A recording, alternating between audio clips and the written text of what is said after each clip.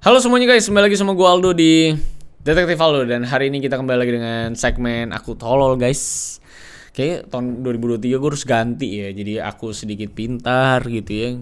Bosen juga gue ngomongin Aku Tolol tuh hampir 2 tahun. Ini udah episode 50-an ya segmen Aku Tolol ini ya. Tapi terima kasih di penghujung tahun ini kalian masih setia ngedengar sih baku banget ngedengerin gua di YouTube, di podcast ya.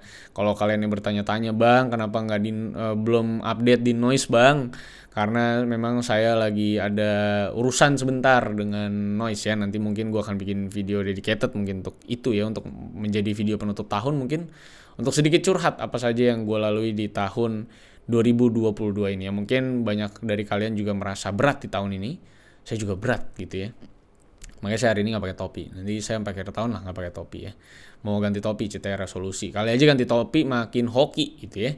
Nah tapi hari ini gue pengen ceritain soal skandal iklannya Balenciaga yang kemarin sempat viral banget di social media, khususnya di US pastinya. Karena memang iklan-iklannya ini memuat anak-anak kecil yang pakai kostum-kostum atau banyak atribut-atribut yang berbau dengan bedesem ya. Alias yang mainnya kasar-kasar gitu ya. Dan kesannya memang tidak layak itu diatributkan kepada anak-anak gitu. Dan ada beberapa bisa dibilang properti dari iklannya Balenciaga yang juga memuat sebuah surat-surat persidangan dari kasus pornografi yang ada sangkut pautnya dengan juga bocil-bocil gitu ya.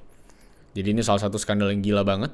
Sampai memang akhirnya saat video ini gue buat, Balenciaga itu Instagramnya postingannya cuma satu. Karena yang lain kayaknya dihapus gitu. Dan itu isinya cuma klarifikasi doang. Skandal yang gila banget karena iklannya tersebar di mana-mana. Dan lo tahu bahwa Balenciaga memang terkait dengan banyak sekali publik figur besar di seluruh dunia. Yang katanya konspirasi global elite gitu guys ya. Yaudah kita mulai aja di video kali ini. Jangan lupa like, share, dan subscribe. Follow gue di @rivaldosantosa kalau misalnya kalian mau DM gue hal atau kasus menarik yang bisa gue bahas di video selanjutnya. So let's begin the video guys.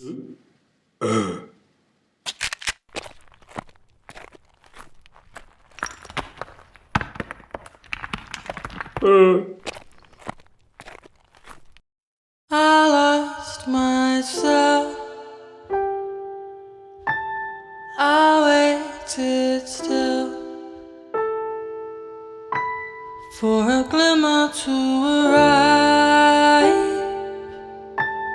I know it. Oke, gue bakal ngomongin soal skandal iklannya Balenciaga. Jadi kita memang bakal membicarakan beberapa menit ke depan soal skandalnya si Balenciaga. Nah, skandal ini tuh terjadi atau muncul di awal November 2022 kemarin. Nah, tapi sebelum kesana, bagi lu pada yang mungkin belum kenal sama brand Balenciaga, nah ini mungkin gue kasih perkenalan sedikit lah ya. Jadi Balenciaga ini adalah brand asal Prancis, ciptaannya Cristobal Balenciaga. Dan sekarang dimiliki oleh grup fashion mewah bernama Kering, yang membawahi brand-brand seperti Gucci, terus ada Saint Laurent atau YSL, dan Balenciaga sendiri. Ya memang bisa dibilang ini adalah brand Prancis ya yang cukup lumayan eksentrik nih Balenciaga. Dan cukup aneh kalau dibandingin sama brand-brand Prancis atau Italia yang lain. Dan memang belakangan ini makin aneh gitu ya. Mulai dari sepatu yang desainnya itu rusak compang-camping dengan harga mulai dari 10 jutaan sampai 30 jutaan dijualnya. Sampai bikin tempat makan anjing yang harganya juga jutaan gitu ya. Tempat lilin yang modelannya kaleng doang itu yang harganya hampir juga 10 jutaan. Sampai piring gelas yang harganya jutaan juga. Terus sempat jual tas mirip kantong belanja IKEA dengan harga 35 jutaan.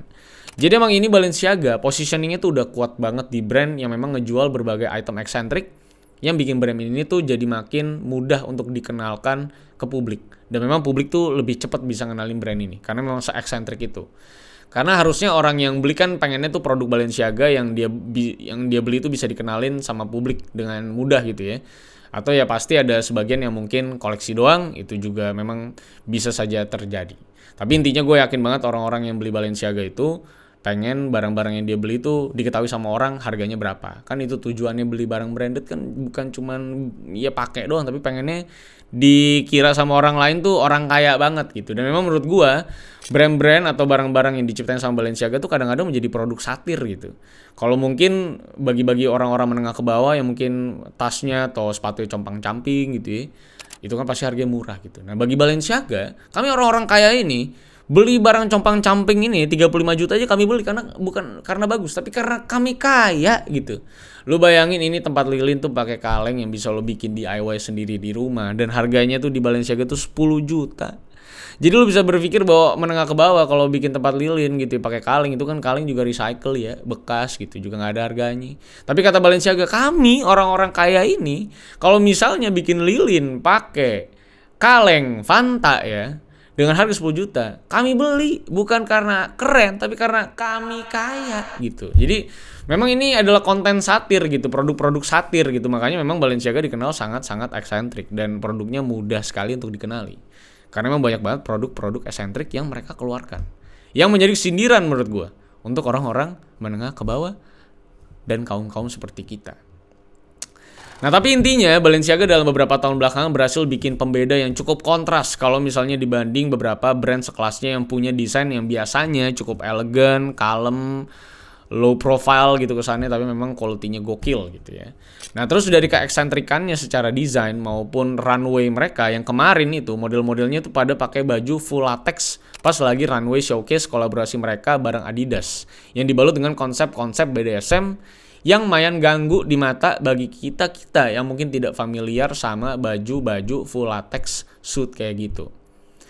Nah, mereka ini, si Balenciaga ini, tiba-tiba di tanggal 16 November 2022 ngeluarin sebuah iklan bertajukan Balenciaga Gift Shop yang akhirnya berujung jadi skandal yang bakal kita omongin sekarang. Dan memang lagi diomongin sama banyak orang. Soal apa nilai dan pesan yang coba disampaikan dari iklan yang ditunjukkan sama Balenciaga. Iklannya apa? Sebenarnya ada 2 iklan yang jadi bahan perbincangan dan dikecam sama berbagai pihak. Khususnya mereka para public figure dan penggiat yang terkait dengan brand Balenciaga maupun yang tidak. Mungkin kita bahas yang pertama dulu ya. Jadi iklan yang pertama yang jadi skandal adalah soal model anak-anak yang dipakai sama Balenciaga untuk promosiin barang-barang baru mereka, mulai dari tas kecil dan lain-lain yang memang ditujukan untuk anak-anak. Dan ada satu barang yang jadi sebuah titik skandalnya, yaitu sebuah boneka teddy bear yang pakai kostum BDSM, alias pakai kalung BDSM dan lain-lain. Yang akhirnya dinilai sama banyak pihak sebagai sebuah pornografi bocil. Dan mengisyaratkan konten bocil-bocil gitu sebagai konten yang normal dan bukan pelanggaran terhadap konten tidak senonoh yang melibatkan bocil. Jadi apa ya, bisa dibilang memfamiliarkan gitu konten-konten bocil yang tidak senonoh ke publik. Jadi kesannya jadi kayak normal gitu, padahal kan ini tidak normal.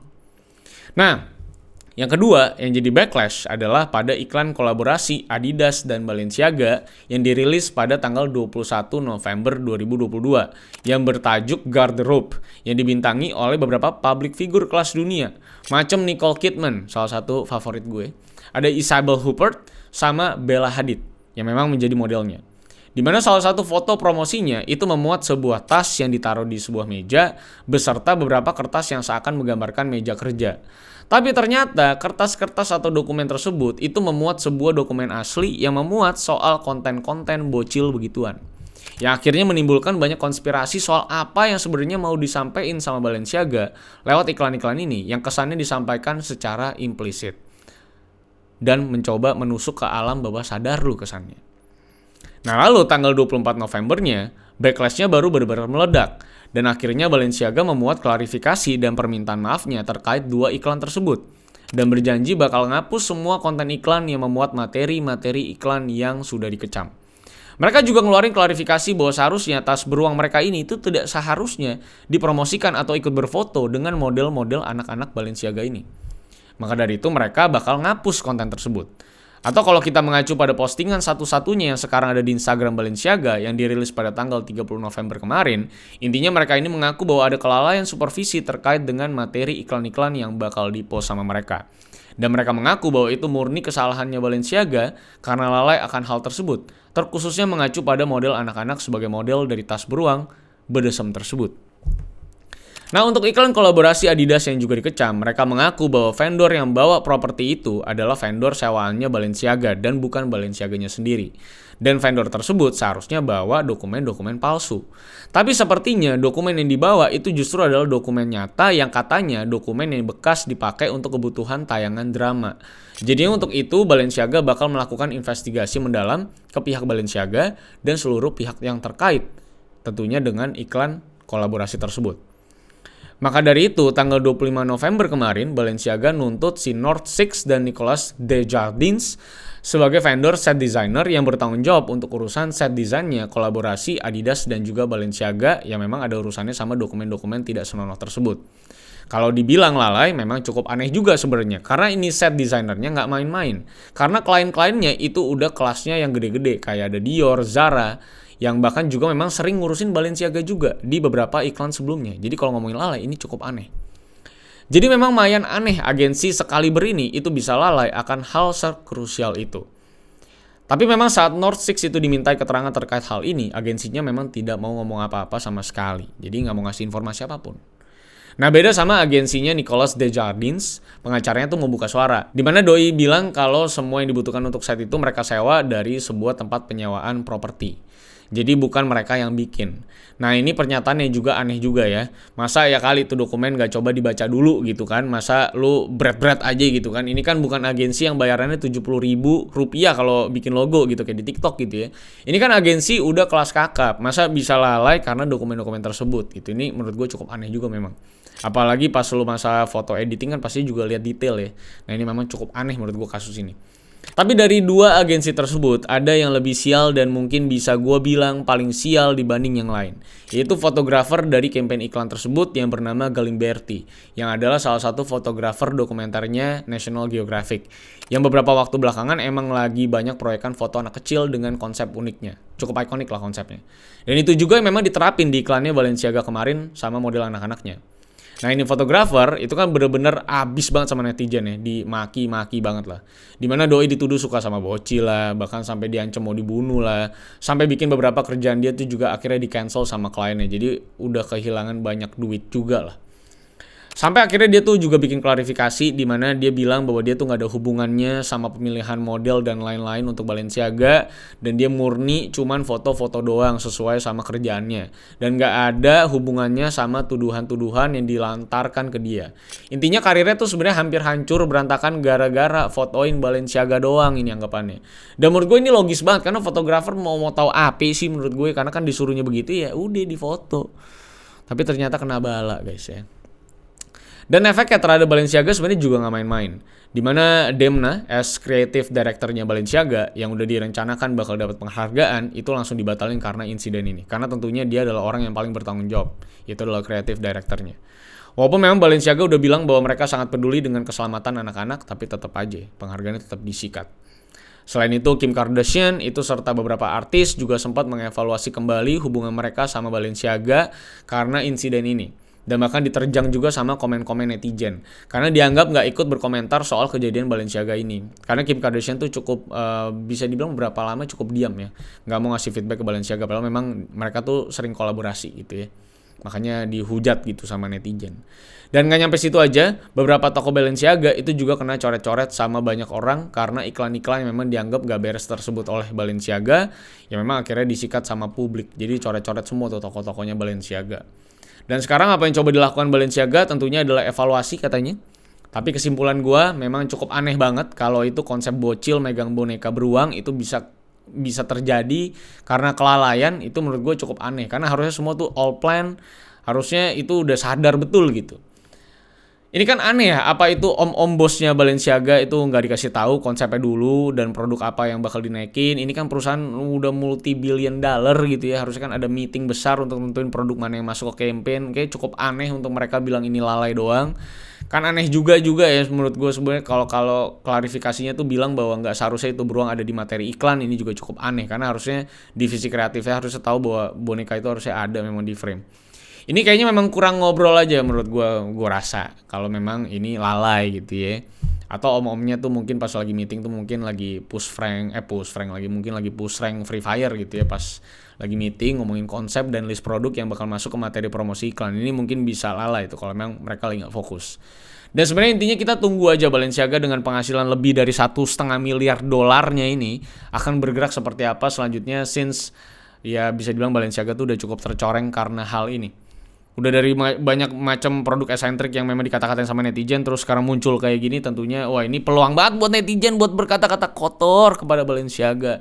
Ini adalah momen yang mereka tunggu-tunggu. Orang-orang menengah yang sudah tidak kuat ingin menghina brand-brand mahal ini, mereka tuh kayak dapat momentum, kayak dapat golden era gitu untuk ngebacotin Balenciaga gitu ya.